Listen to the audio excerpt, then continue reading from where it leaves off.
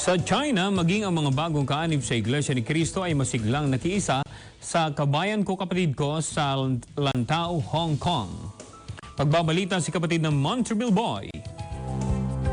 Sariwa pa sa alaala ng mga kaanib sa Iglesia ni Cristo sa Hong Kong ang tagumpay ng kanilang isinagawang Kabayan Ko Kapatid Ko noong nakaraang taon.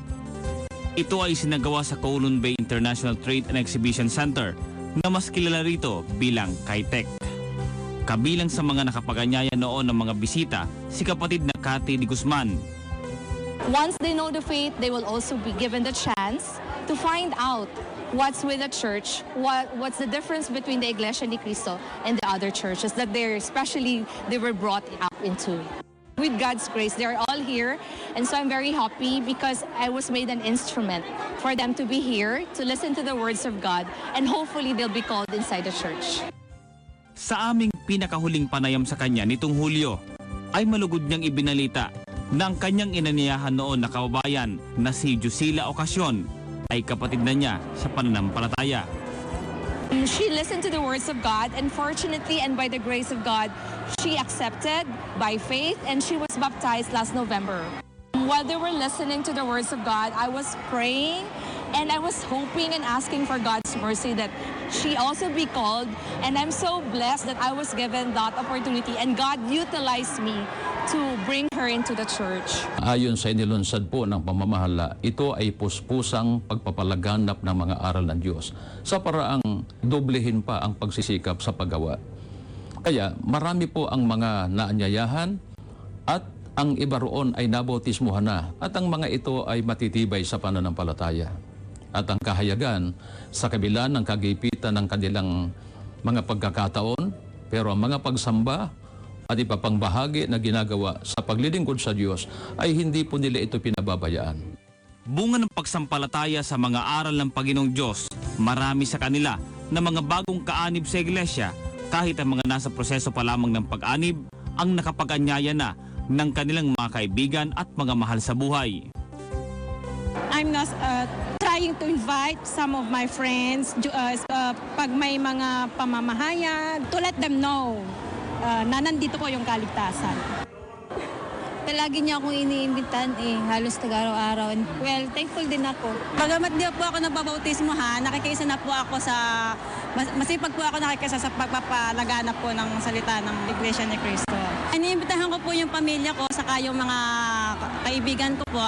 Sa katunayan po, meron po akong pinapadoktrinahan na kasabayan ko din po. Gusto ko rin po nilang maranasan at talaga pong makita nila ang tunay po na salita ng Diyos. Isinagawa ang proyektong Kabayan Ko Kapatid Ko sa kilalang lugar dito sa Hong Kong, ang Asia World Expo. Ang pag-aaral ng mga salita ng Diyos ay pinangunahan ni kapatid na Glicerio Santos Jr., ministro ng Ebanghelyo. Na-emphasize nila yung about faith.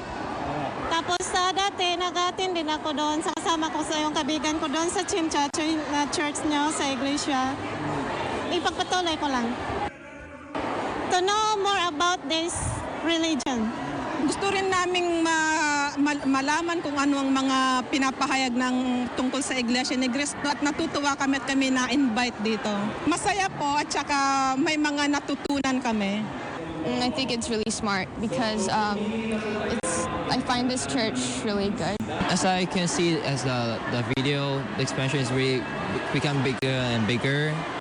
Pagkatapos ng aktibidad, masayang umuwi ang mga kapatid dahil minsan pa nilang napatunayan ang kanilang pagkikipagkaisa sa pamamahala sa iglesia at ang lubos na pagsunod sa utos ng Diyos na itanyag ang gawaing pagliligtas. Kinabukasan, marami sa mga nagpaunlak sa evangelical mission ang dumalo sa pagsamba sa Iglesia ni Cristo. Solemn siya masyado kaya matatatak sa isip mo Masyadong focus tsaka related sa buhay. Mababasa natin sa unang Timoteo 2:3-4 na ang gusto ng Diyos ay maligtas ang lahat ng tao sa pamamagitang makaalam ng kanyang katwiran at ng kanyang katotohanan. Ikalawa, mababasa din natin sa Isaiah 43 at talatang 10 na ang kanyang mga hinirang sa huling araw, nais ng Diyos na ipakilala siya na siya ang tunay na Diyos at walang iba-liban sa Kanya. Ang ikalawang dahilan kung bakit puspusan ngayon ang pagpapalaganap sa buong mundo, sa malalaking venue, ito ay proyekto ng ating tagapamahalang pangkalahatan. Napakasidhi ng kanyang pagnanais na makilala ng lahat ng tao sa buong mundo ang Iglesia ni Cristo, lalo na ang kaligtasan. Abangan ang iba pang istorya kaugnay ng sinagawang Kabayan Ko Kapatid Ko sa Hong Kong. Ako po si kapatid na Montreville Boy para sa INC TV Centennial News.